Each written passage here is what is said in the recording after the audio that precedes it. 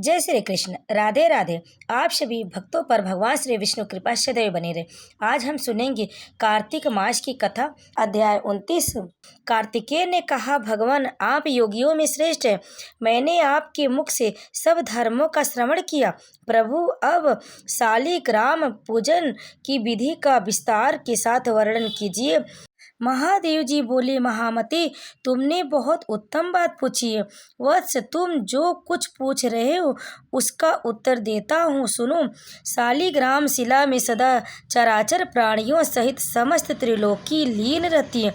जो शालिग्राम शिला का दर्शन करता है उसके मस्तक झुकाता, स्नान कराता और पूजन करता है, वह कोटि यज्ञों के समान पुण्य तथा कोटि गोदानों का फल पाता है। बेटा, जो पुरुष सर्वदा भगवान विष्णु की शालिग्राम शिला का चरणामृत पान करता है उसने गर्भवास के भयंकर कष्ट का नाश कर दिया। जो सदा भोगों में आसक्त और भक्ति भाव से हीन है वह भी शालिग्राम शिला का पूजन करके भगवत स्वरूप हो जाता है। शालिग्राम शिला का स्मरण, कीर्तन, ध्यान, पूजन और नमस्कार करने पर कोटि कोटि ब्रह्म हत्याओं का पाप नष्ट हो जाता है। शालिग्राम शिला का दर्शन करने से अनेक पाप दूर हो जाते। जो मनुष्य प्रतिदिन शालिग्राम शिला की पूजा करता है उसे न तो यमराज का भय होता है और न मरने या जन्म लेने का है।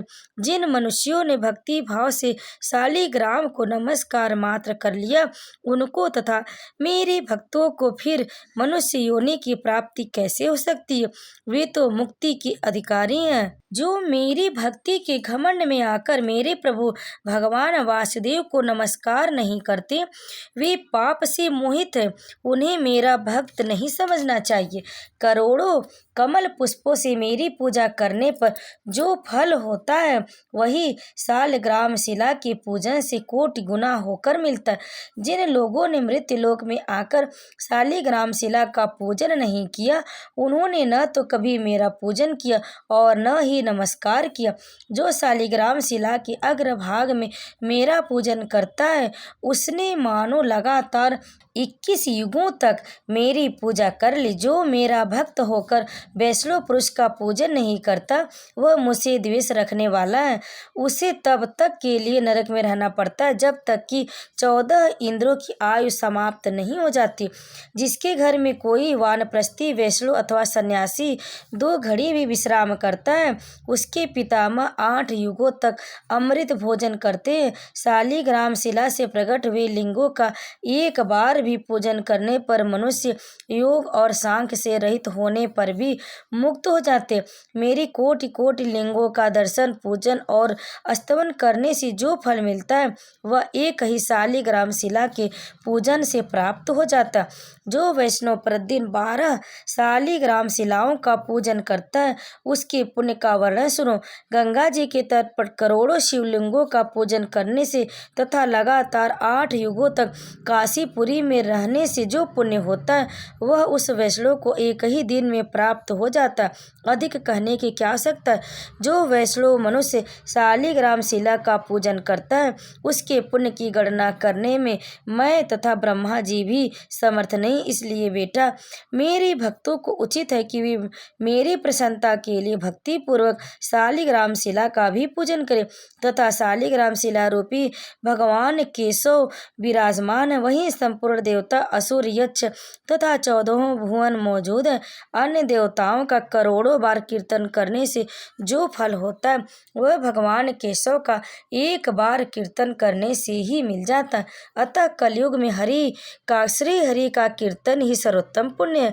श्री हरि का चरणोदक पान करने से ही समस्त पापों का प्रायश्चित हो जाता है। फिर उनके लिए दान, उपवास और चंद्रायण व्रत करने की क्या आवश्यकता है? बेटा, स्कंद अन्य सभी शुभ कर्मों के फलों का माप है, किंतु शालिग्राम शिला के पूजन से जो फल मिलता है उसका कोई माप नहीं। जो विष्णु भक्त ब्राह्मण शालिग्राम शिला का दान करता है उसने मानो 100 यज्ञों द्वारा भगवान का यजन कर लिया। जो शालिग्राम शिला के जल से अपना अभिषेक करता है उसने संपूर्ण तीर्थों में स्नान कर लिया और समस्त यज्ञों की दीक्षा ले ली। जो प्रतिदिन भक्ति पूर्वक एक एक सेर तिल का दान करता है वह शालिग्राम शिला के पूजन मात्र से उस फल को प्राप्त कर लेता।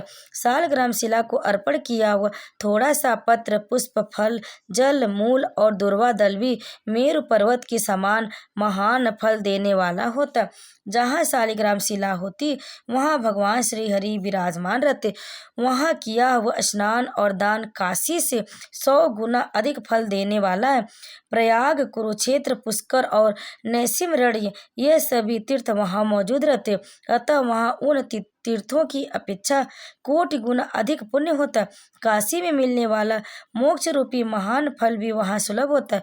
जहाँ शालिग्राम शिला से प्रकट होने वाले भगवान शालिग्राम तथा द्वारिका से प्रकट होने वाले भगवान गोमती चक्र हो तथा जहाँ इन दोनों का संगम हो गया हो वहाँ निःसंदेह मोक्ष की प्राप्ति होती है। शालिग्राम शिला के पूजन में मंत्र जप, भावना, स्तुति अथवा किसी विशेष प्रकार के आचार का बंधन नहीं है। शालिग्राम शिला के सम्मुख विशेषता कार्तिक मास में आदर पूर्वक स्वास्तिक का चिन्ह बनाकर मनुष्य अपनी 7 पीढ़ियों को पवित्र कर देता है। जो भगवान केशव के समक्ष मिट्टी अथवा गेरू आदि से छोटा सा भी मंडल चौक बनाता है वह कोटि कल्पों तक दिव्य लोक में निवास करता है। श्री हरि के मंदिर को सजाने से अगम्य गमन तथा अवच्छवच्छर जैसे पाप भी नष्ट हो जाते। जो नारी प्रतिदिन भगवान विष्णु के सामने चौक पूरती है वह 7 जन्मों तक कभी विधवा नहीं होती। तो प्रेम से बोले भगवान विष्णु की जय। भक्तों, इस कथा को अंत तक सुनने के लिए आप सभी का बहुत बहुत धन्यवाद। कार्तिक मास की महत्व को सुनने से पुण्य की प्राप्ति होती है। तो भक्तों, प्रेम से बोलिए श्री नारायण भगवान की जय।